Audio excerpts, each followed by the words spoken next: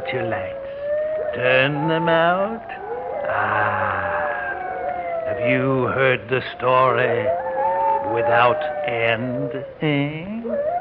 Then listen while the hermit tells you the story.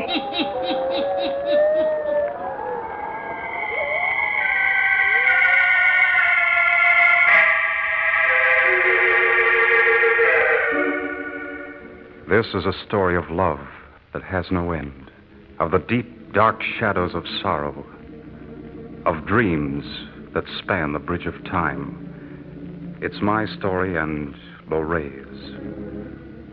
I am David Runzel, just an ordinary guy with hopes like yours and dreams like yours. I was one in a foxhole with thousands of boys. And in the nighttime when the enemy was pouring all they had on us, I did what a lot of fellas did. I put my mind on other things, but not so my pal Jim Green.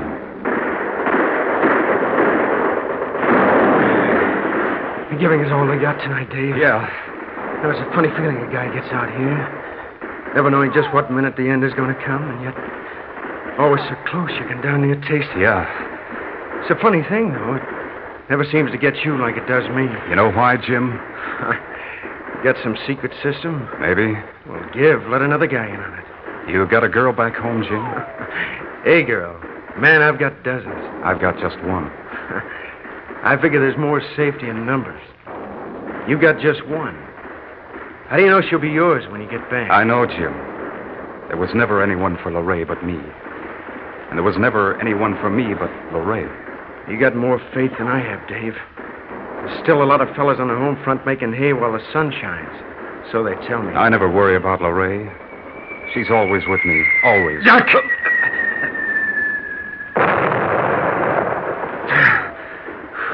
Christopher, that was a close one. Yeah. Oh, I hate all of this. Why do we have to be out here, our bodies targets for death? Quiet, Jim. Think about something else. You're a fool, Dave. You don't have any more chance than I have. But I have. I've got faith. You know what, Jim? It always seems that Lorraine is right beside me. Sometimes walking in front of me, shielding me from enemy fire. That's rot. You don't have to believe me, but I know it's true. I can feel her presence tonight more than ever. I know she's here beside me. You expect me to believe in such a thing? As if a person a million miles away could protect you in this foxhole. What's more, it's getting hotter around here. We're in for it tonight. Faith, Jim. Faith. I'm afraid, Dave. Let Lorraine protect you as she does me. Down, they've spotted us. We gotta move out of here. Jim, don't be a fool. It ain't safe here, I tell you. They're zeroed in on us. Jim, come back! Oh. Jim! Oh, Jim, I told you to stay by me. Lorraine would have protected you. Jim!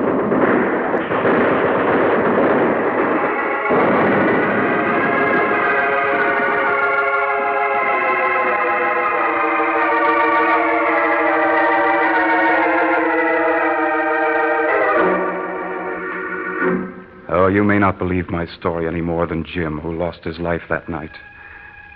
But I knew my darling Lorraine was constantly by my side. No matter how terrible the battle, she was protecting me. When I was in the front line, she was my shield and my protector. When we moved along the roadways and our planes above spotted us, I had no fear, for Lorraine was near me. Since childhood, we'd been pals living on nearby farms. Somehow, even as kids, we seemed to sense that there was a strong bond between us that no amount of kidding from the other kids could harm.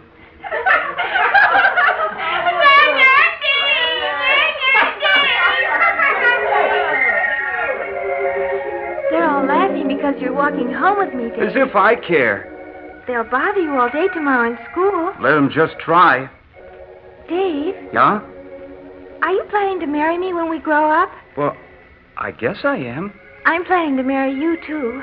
Can't nobody bother us. Only Pa. He says it's silly for a little girl to have a sweetheart. You are my sweetheart, aren't you, Dave? Well, I guess so. You're the only one I like in all the world.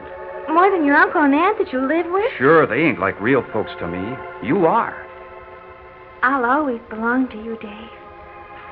Always.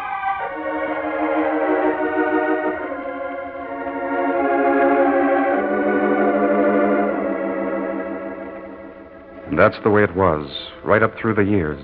We always belonged together. Maybe it was because I didn't have any real folks. I was an orphan, and the folks that adopted me let me call them aunt and uncle. They were good to me. Uncle Henry planned to let me run the farm when I got through my course down at agricultural college. And someday, the farm would be mine. And Lorraine and I, we planned to be married just as soon as I finished my school course and began to run the farm. And then, along came the war, and I had to go. And the evening before I left, Lorraine and I walked to our favorite place for meeting, in the woods, just beyond the clearing of Uncle Henry's place. We had a favorite old log there where we could peer through the clearing and see the house and hills beyond. And a patch of sky to the west where the sun dipped down from sight and sent colored streamers out into the sky. And here, when night came, we could look up above the treetops and see the stars and watch the old moon come riding forth into a purple field. Our trysting place was like a seat in a cathedral. Everything good and clean in life was close to us there at our meeting place in the woods. It was here that we said goodbye. You don't want me to come into town and go to the station, Dave? Don't you think it's better to say goodbye here? We'll never say goodbye, Dave. Never. No matter where you go. I'm always going to be with you. Sure. I kind of feel like that, too. And, Dave, when you come back, the very hour that you return to me, I'll know it. I won't come down to the station. I'll be waiting here in the woods, here on the old log. This is where you'll find me. Oh, Lorraine. Dave. You'll be brave? Yes. I'm going now. Don't turn and look. I'm walking away, but I'm not really leaving at all. I'll be with you always. Oh, don't turn and look.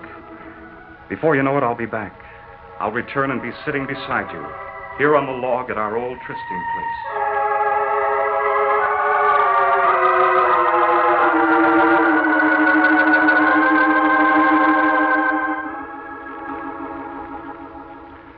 And so it was that all during the long days of war, I never felt that I was really away from Lorraine at all, or that she was absent from me.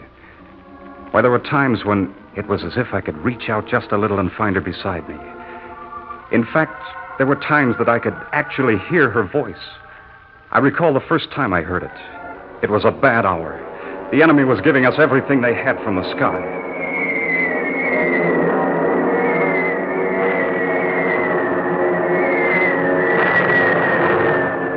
Fellas I knew and liked were dropping all around me. Their cries struck terror in my heart.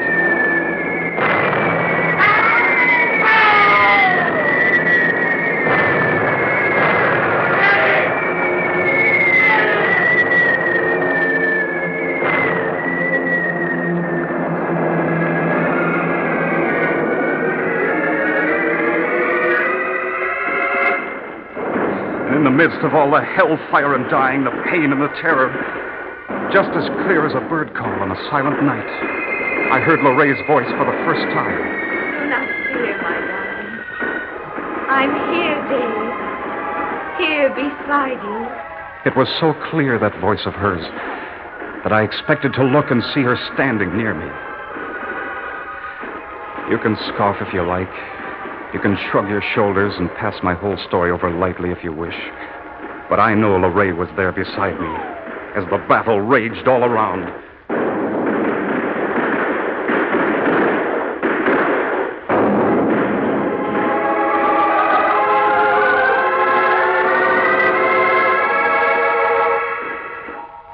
And then it was over. The war was over. And finally the day came for leaving the battle-torn old world, getting on a ship and starting homeward.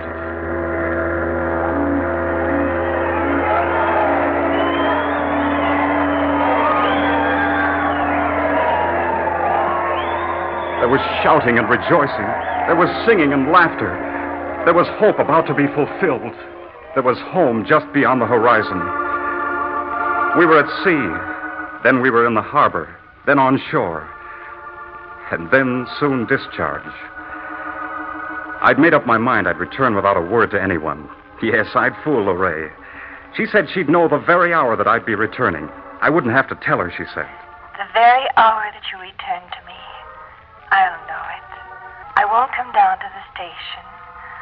I'll be waiting here in the woods. Here on the old log. This is where you'll find me. Yeah. We'd see how good she was. We'd test that second sight of hers, that intuition.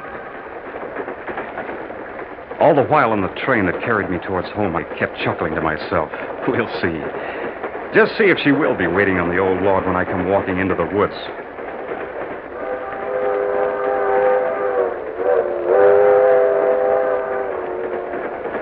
My heart was pounding with the excitement of my returning, of the surprise in store for Lorraine. Oh, it seemed as though the long train trip would never end.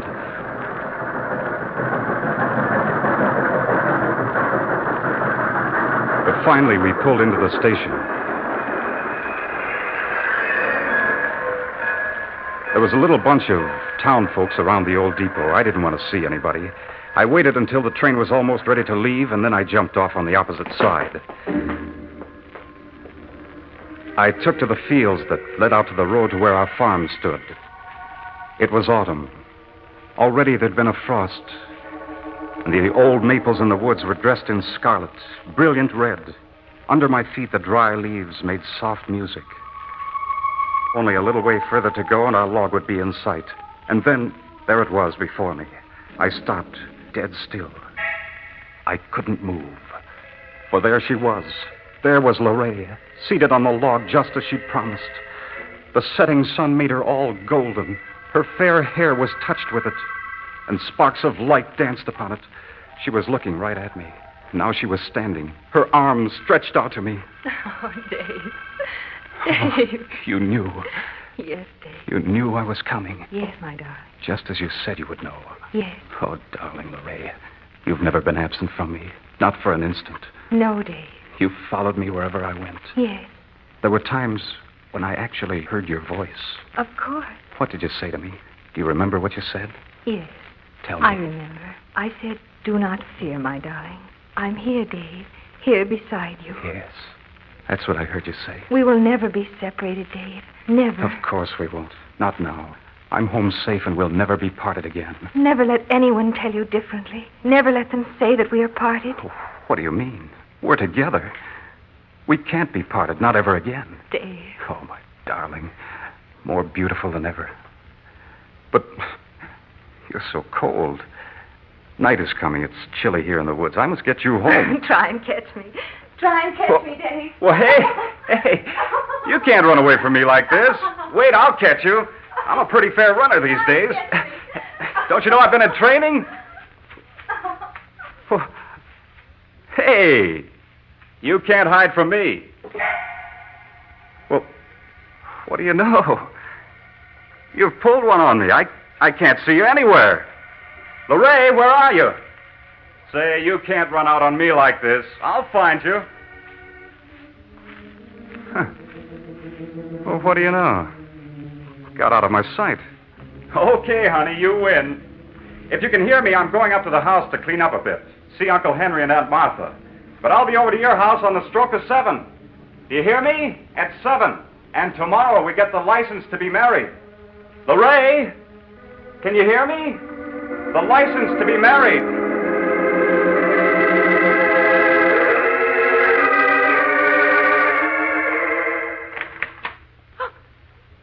Dave. Oh, Dave. Oh, Henry. Henry, it's Dave. He's home. Here, my boy. You're home safe. Oh, what a grand feeling to see you two. Don't he look wonderful, Henry? Taller than ever and filled out, too. Oh, we're glad to have you back, David. Glad you made it safe and sound. Oh, I tell you, there wasn't a chance of me not making it. You know something, Aunt Martha? All through the terrible business, I felt that Lorraine was beside me, protecting me from death. Oh, David. And the most wonderful part about it all, even though I never let any of you know I was coming home today, Lorraine had a feeling about it.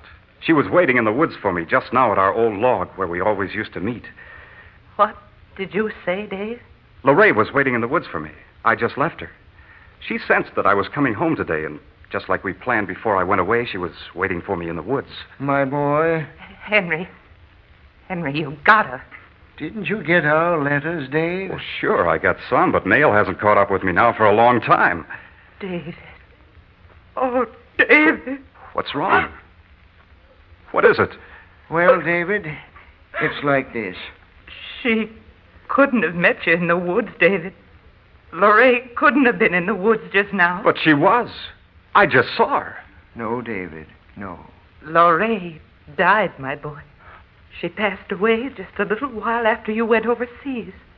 We wrote you. We finally wrote you about her death.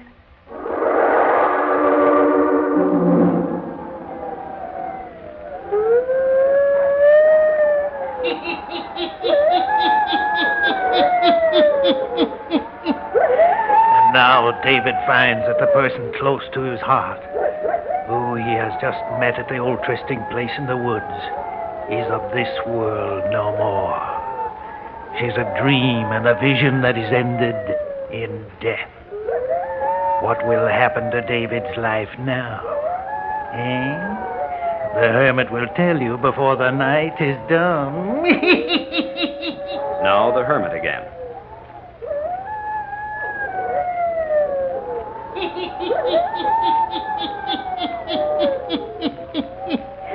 And now David Runzel goes on relating the story of his life to the hermit.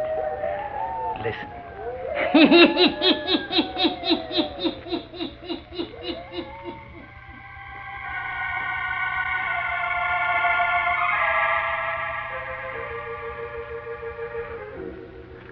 You ask, what happens to my life now? You think that I believe that death has separated Lorraine and me? Never. As we reckon time on this earth, my Lorraine was asleep in death at the time she appeared to me on the battlefield. She was not of this world when, in returning home, I met her in the woods at our old and destined meeting place. Uncle Henry and Aunt Martha have taken a place in town. They've left me the farm as they promised, and I'm working it. I've been here 3 months now. Last evening, Aunt Martha came out to see me. I brought you a pie and some cookies, David. Thanks, Aunt Martha. Oh, your Uncle Henry and I worry about you, my boy. Oh, you must not do that. But we can't have you here all alone. I'm not alone. Davy, you need somebody to keep house for you. You should find a nice girl, court her, and marry her. Aunt Martha, never. Oh, it ain't right. It's a sinful, terrible thing, you thinking that a dead girl is beside you all the time. Oh, stop, Aunt Martha. You can't talk this way to me. I gotta, David. The living can't bow down to the dead. Lorraine is not dead. I saw her lowered into her grave. You must say no more. It's the way I want it. There's no one in all the world, here on this earth or after, that I want but Lorraine. Oh, David. It's the war. It's touched your mind. No, Aunt Martha. There's no use trying to explain. There's a bond between Lorraine and me that is stronger than life, deeper than earth, and beyond all time and reckoning.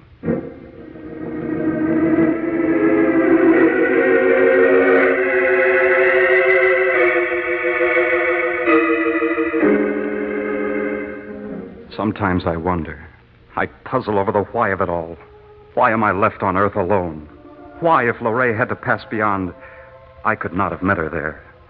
But such was not the way it was planned. And I'm not alone. Often as night gathers, when the stars light the sky, when the wind is soft and blows a fragrance in the windows, I hear the door open softly.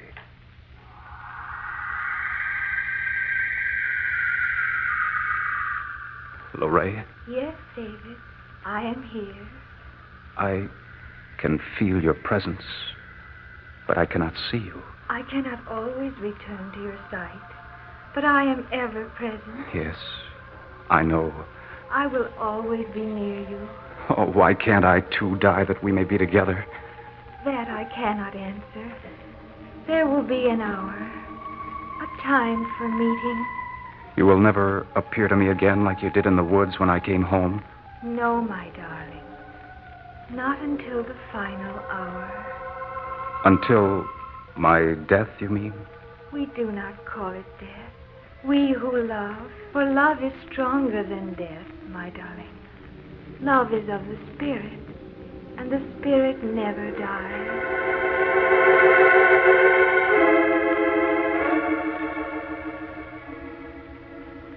And so it is I know. The love I bear for Lorraine and the love she bears for me knows no boundary, nor no ending. Do you scoff?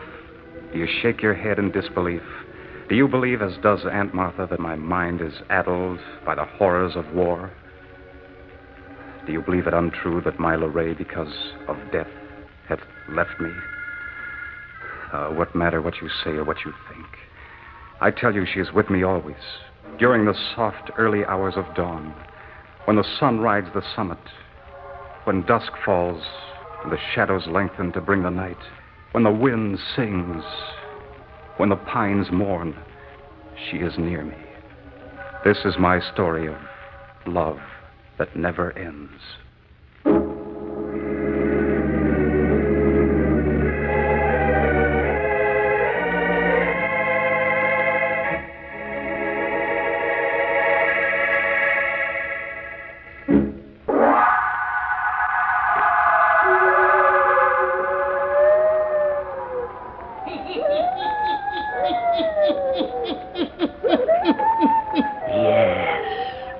This is the story of David Rudzo, a boy who believes in a love stronger than life or death. This is the story he told me, a story without end. Turn on your lights. Turn them on. I'll be back. Pleasant dreams.